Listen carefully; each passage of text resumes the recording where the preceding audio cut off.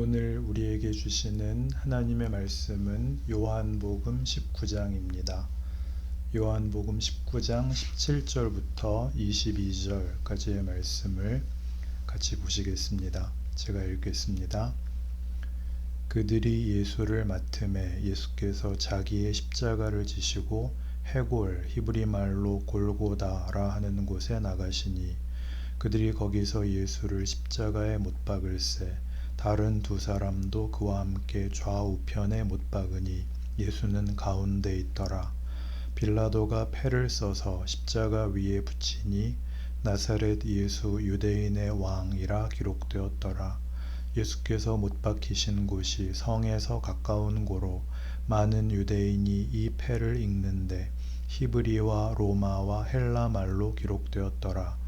유대인의 대제사장들이 빌라도에게 이르되 유대인의 왕이라 쓰지 말고 자칭 유대인의 왕이라 쓰라 하니 빌라도가 대답하되 내가 쓸 것을 썼다 하니라. 아멘. 이제 예수님이 십자가에 못 박히시고 죽으십니다. 빌라도는 그 십자가 위에 유대인의 왕이라 이렇게 팻말을 써붙이고 반대하던 대제사장들이 와서 자칭 유대인의 왕이라 이렇게 고치라고 하니까 내가 쓸 것을 썼다 라고 빌라도는 또 고집을 부려 히브리어와 라틴어와 헬라어로 유대인의 왕이라고 써놓게 됩니다. 하나님의 아들이 인간들 손에 의하여 가장 처참한 죽음을 맞는다 라는 것은 우리 예수를 믿는 사람들에게는 너무나 자연스럽고 모순이 없어 보이지만 제정신을 갖고 생각을 하면 사실은 말이 안 되는 얘기입니다. 어떻게 하나님이 인간의 손에 의하여 죽을 수 있는가? 인간의 손에 힘없이 죽어버리는 그런 신을 어떻게 믿으라는 말인가 하는 것은 사실 굉장히 이상한 얘기이고 거기를 성경이 설명하는 대로 제대로 풀어내지 못하면 이 모순에 담긴 비밀을 모른 채 신앙이라는 이름은 그저 막무가내의 주문이 되고 맙니다. 예수님의 죽으심을 이렇게 우리가 이해합니다. 창세기에 나오는 대로 첫사람 아담이 하나님께 불순종하여 세상에 저주가 들어오고 죽음이 들어온 것 같이 예수로 인하여 하나님이 죽을 수밖에 없는 죄인들에게 새로운 세상을 여는 것이다. 새로운 세상이 열린 것입니다. 창조 때의 그 평안과 그 영광으로 가득했던 이 세상이 아담의 불순종으로 인하여 모두 저주 아래, 사망 아래 있게 됐던 현실 속에 예수님이 들어오셔서 이제 그 현실을 하나님의 구원과 은혜와 영광으로 이렇게 세상을 바꿨다라는 것입니다. 그런데 왜 그것이 하필 죽음이라는 방법으로 되어 있느냐? 말하자면 쉽게 불순종한 아담을 사형에 처하고 예수님이 등장하셔서 제2의 창조를 하면 쉬울 것을 불순종하여 저주와 심판 아래 사망 아래 놓여진 그 세상을 실컷 인류의 역사 내내 그것을 마치 방치하는 것 같이 내버려 두는 것 같이 죄와 비참과 절망과 비극을 실컷 역사 속에 담으신 후에 성경적 표현으로는 때가 참에 이제 예수가 오십니다.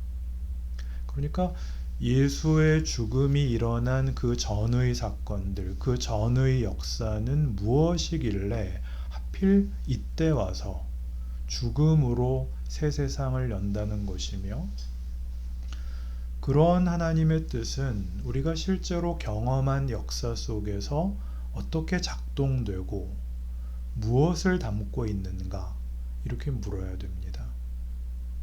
이런 하나님의 일하심의 두드러진 증언으로 구약 이스라엘 역사가 우리에게 주어집니다. 구약의 이스라엘 역사를 한번 생각해 보시죠. 이스라엘의 역사는 그 아담의 불순종 이후 온 인류가 죄를 범하고 모두가 심판 아래에 있었다는 것이 노아의 홍수와 바벨탑 사건으로 기록되어 있습니다. 그리고 이제 아브라함이 등장을 하죠. 아브라함에게서 하나님이 하신 일은 믿음이라는 하나님의 구원의 방법을 작동하는 것이죠. 그리고 모세에게서는 율법을, 다윗에게서는 은혜를, 그리고 바벨론 포로기로 심판 아래에 있는 인류의 현실을 적나라하게 역사로 보여주십니다. 믿음, 율법, 은혜 같은 그 인류의 구원을 위한 새로운 하나님의 일하심이 현실, 심판으로 마무리되는 이 어쩔 수 없는 운명 속에 도대체 어떻게 하나님의 개입하심과 창조에 대한 하나님의 책임 있는 해법으로 우리에게 주어지는가? 이것이 예수의 죽음입니다. 구원이죠. 예수님의 오심과 그의 죽으심은 그 앞에 있었던 하나님을 배반하고 사망을 자초한 우리의 운명을 방관하지 않으시고 하나님이 개입하여 믿음과 율법과 은혜로 하나님의 창조를 기어코 완성하시고 만다. 승리케 하신다. 하나님의 영광의 승리 정도가 아니라 피조물인 우리를 영광의 자리로 이끄신다라고 성경은 설명하고 있습니다. 그 예수의 오심, 예수의 죽음이 어떻게 인류에게 구원이 될 수 있단 말인가에 대한 아주 대표적인 설명이 신약 성경 히브리서 2장입니다. 히브리서 2장 14절. 자녀들은 혈과 육에 속하였음에 그도 또한 같은 모양으로 혈과 육을 함께 지니심은 죽음을 통하여 죽음의 세력을 잡은 자 곧 마귀를 멸하시며 또 죽기를 무서워함으로 한평생 매여 종노릇하는 모든 자들을 놓아주려 하심이니 이는 확실히 천사들을 붙들어 주려 하심이 아니요 오직 아브라함의 자손을 붙들어 주려 하심이라. 아브라함의 자손, 그러니까 우리를 구원하기 위하여 하나님이 우리의 자리, 우리의 운명에 그 아들을 보내어 우리의 피할 수 없는 운명, 죽음에 그 아들이 들어오시는데 그 뜻을 이루기 위하여 어떤 초월적 개입, 어떤 한 번의 사건으로 결과를 만드시는 것이 아니라 그도 또한 같은 모양으로 긴 시간에 걸쳐, 긴 역사에 걸쳐 인간의 정체를, 인간의 도전을, 인간의 시행착오를 우리에게 보이시고 그 인간의 실상에 하나님이 우리를 구원하시겠다는 약속과 개입이 아브라함, 모세, 다윗 등을 통하여 역사 속에서 씨름을 하는 것 같이 보이다가 드디어 예수 안에서 그 약속들이 성취됩니다. 그걸 성경에서는 이렇게 표현합니다. 그가 사망의 권세를 깨셨다. 사망의 권세, 사망은 성경에 의하면 죄의 값입니다. 죄의 싹은 사망이요 하나님의 은사는 그리스도 예수 우리 주 안에 있는 영생이니라 이죠. 죄로 죽을 운명, 그런 세계, 하나님의 창조와 복된 진리가 불순종으로 인하여 이렇게 사망이 왕노릇한 것 같이 은혜가 이제 왕노릇하겠다. 로마서 5장이죠. 예수로 인하여 세상이 이렇게 바뀌었다. 그러니 예수를 믿는다 라는 말은 사망이 운명인 자리에서 영생이 운명인 자리로 이 새로운 세상에 와 있는 것입니다. 이 세상은 사망이 더 이상 힘을 발휘하지 못하는 세상. 사망아, 너의 이기는 것이 어디 있느냐? 사망아, 너의 쏘는 것이 어디 있느냐? 사망에 쏘는 것은 죄요, 죄의 권능은 율법이라. 우리 주 예수 그리스도로 말미암아 우리에게 이김을 주시는 하나님께 감사하노라. 사망의 힘은 죄입니다.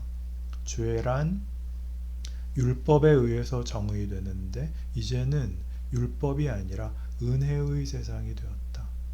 그러니까 여기서는 잘했냐 못했냐를 따지지 않다. 그건 율법이 따지는 것이죠. 더 이상 잘하면 복받고 못하면 벌받는 그런 세상이 아니라 예수 안에서 은혜가 왕노릇하는, 생명이 더 풍성해지는 대로 간다. 이게 예수의 죽음입니다. 요한복음 15장에서 포도나무 비유하면서 이 설명을 들었습니다. 나는 포도나무요 너희는 가지라.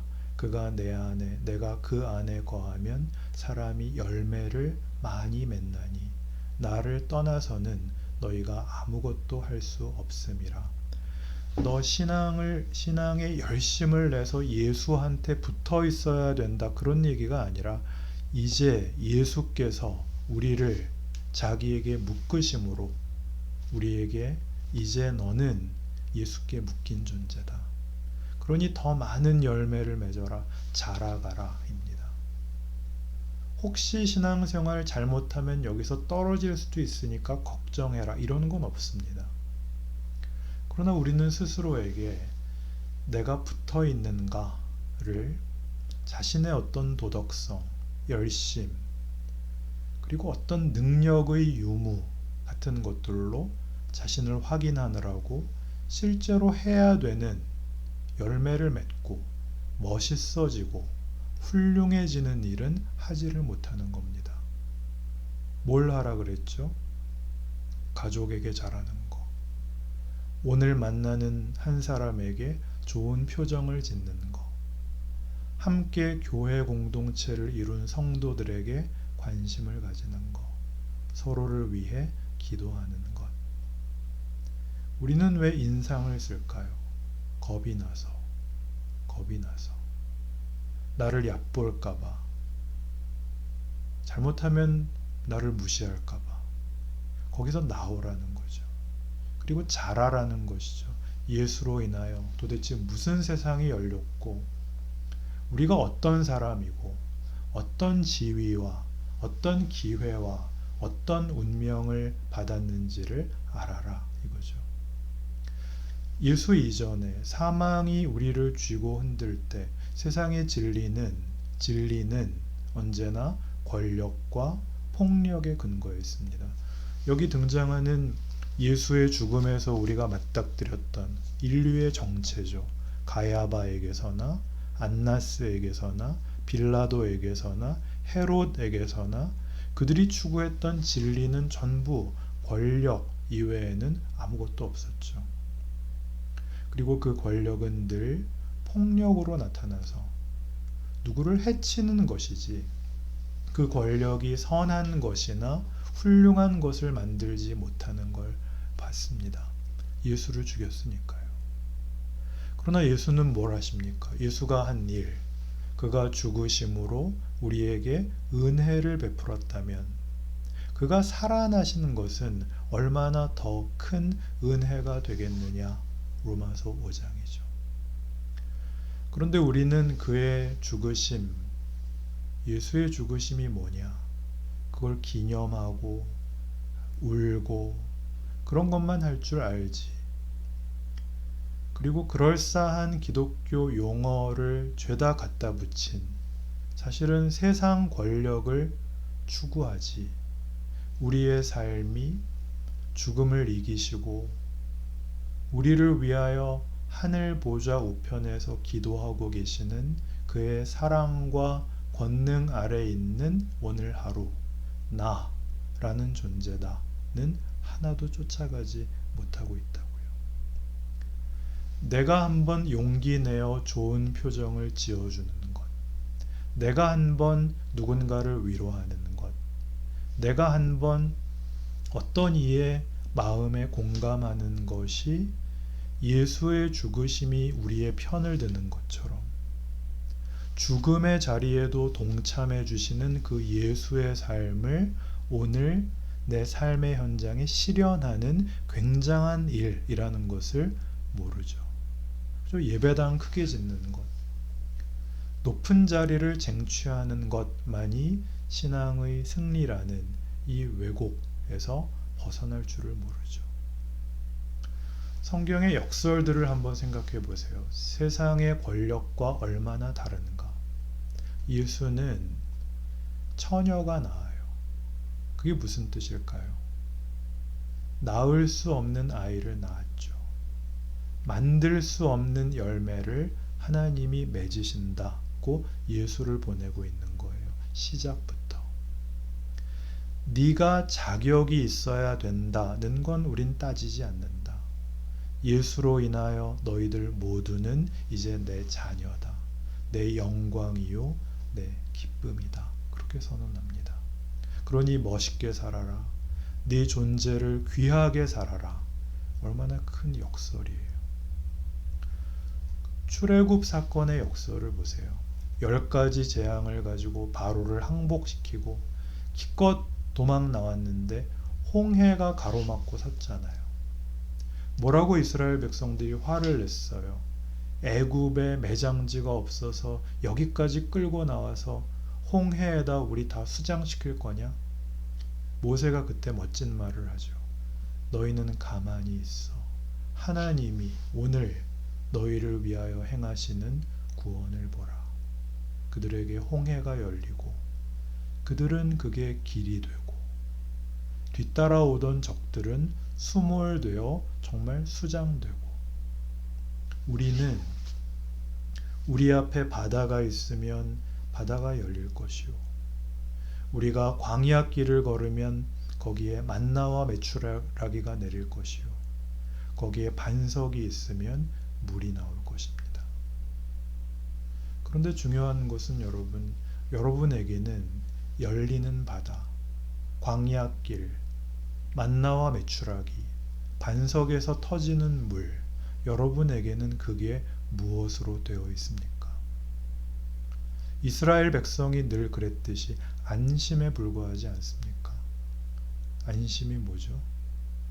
소고기 안심 말고 생각 없이 사는 것, 생각할 필요가 없는 것. 하나님 나에게 이번에 이걸 주셔서 좀 생각 없이 살게 해주세요. 그러나 인간의 위대함은 생각하는 것 아닌가요? 고민하는 것 아닌가요? 그래서 어떤 우연의 피상성을 지나서 하나님의 형상이라는 이름으로 주어진 우리의 핵심된 성격과 책임을 드러내는 것, 그게 인간 아닌가요? 그렇게 부르고 있습니다. 그런데 우리는 신앙이라는 이름으로 여기를 모두 부인합니다. 우리에게 일어나는 내가 그래도 이렇게 믿는데도 불구하고 내 신앙 인생은 왜 이렇게 고달프냐 라는 얘기는 성경이 그토록 많이 얘기하는 반전, 역설, 기적, 하나님의 권능, 지혜에 대하여 하나도 이해가 없는 거죠. 예수를 믿었으니까 저 안 믿는 것들보다 좀 더 낫게 해달라는 거죠. 어떻게? 생각 안 하게, 신경 안 쓰이게, 하늘 소망이 아니라 욕망의 소망에 전부 눌려서. 그러니 그런 우리에게 예수의 죽음은 경악스러울 수밖에 없습니다. 그가 왜 죽어? 라는 물음으로 시작을 하죠. 살아서 도와주셔야죠.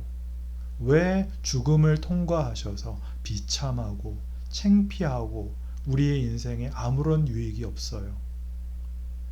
그냥 잠깐 슬퍼하고 빨리 부활로 가야죠. 그러나 예수는 죽으심으로 우리의 실패, 우리의 시행착오, 우리의 못난 것들의 끝을 뚫고 나가 거기가 끝이 안 되게 하셨다고요. 이게 오늘 성경이 우리에게 가르치는 것입니다. 그러니 하루의 삶 속에서 이렇게 매번 반복되는, 그러나 만만치 않은 그 삶에서 세상 사람들이 다 하는, 밤낮 똑같지 뭐, 여기서 우리는 벗어나 있어야죠. 처한 형편을 넘어 어제보다 나아지셔야죠. 여러분의 삶, 오늘이라는 이 자리에 여러분의 책임과 기회와 명예가 있다는 걸 아는, 예수의 죽음이 어디까지 우리를 붙잡고 계신가를 아는 놀라운 위로와 격려와 그리고 승리가 있기를 바랍니다. 기도합시다.